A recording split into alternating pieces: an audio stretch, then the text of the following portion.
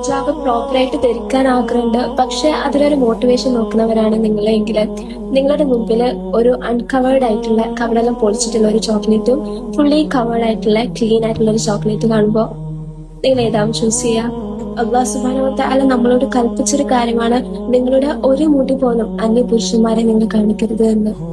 അപ്പോൾ അള്ളാഹു സുബ്ഹാനഹു വ തആലയ്ക്ക് വേണ്ടിയിട്ട് നമ്മൾ നമ്മളുടെ മുടി കവർ ചെയ്താൽ at the day of judgment that one hair will shine bright in Jannah. May Allah make it easier for every one of us. Assalamu alaikum.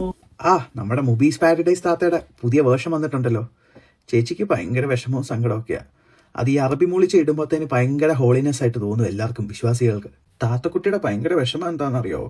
ഇങ്ങനെ സ്ത്രീകളും കുട്ടികളും ഒക്കെ ഇങ്ങനെ മുടി കാണിച്ചുകൊണ്ട് കിടക്കുന്നത്. അല്ല താത്തേ, മനുഷ്യനെ ഉണ്ടാക്കാൻ കഴിവുള്ള നിങ്ങളുടെ ദൈവത്തിന് ഇപ്പോൾ അറിയത്തില്ലായിരുന്നു ഈ മുടി കാണിച്ച ദോഷമാണ് ഇങ്ങനെ പ്രശ്നങ്ങളൊക്കെ വരുമെന്ന്. അതുകൊണ്ട് ഞാൻ താത്തയ്ക്കൊരു ടിപ്പ് പറഞ്ഞുതരാം. ദയവ് ചെയ്ത് താത്ത മുട്ടിപ്പായിട്ടിരുന്ന് പ്രാർത്ഥിക്കണം ദൈവത്തിനോട്. എന്നിട്ട് പറയണം, ദൈവം എനിക്ക് ഈ ഒരു അവസ്ഥ ഉണ്ടാക്കി തന്നു, ഇനിയേലും എൻ്റെ അടുത്ത ജന്മം ഉണ്ടല്ലോ, അടുത്ത ജന്മത്തിലുള്ള പെൺകുട്ടികൾക്ക് മുടിയില്ലാതെ ജനിപ്പിക്കാൻ പ്രാർത്ഥിക്കണം. അങ്ങനെ ആയാൽ പിന്നെ ഇതുപോലെ പർദ്ദയും തട്ടവും ഒന്നും ഇടണ്ടല്ലോ.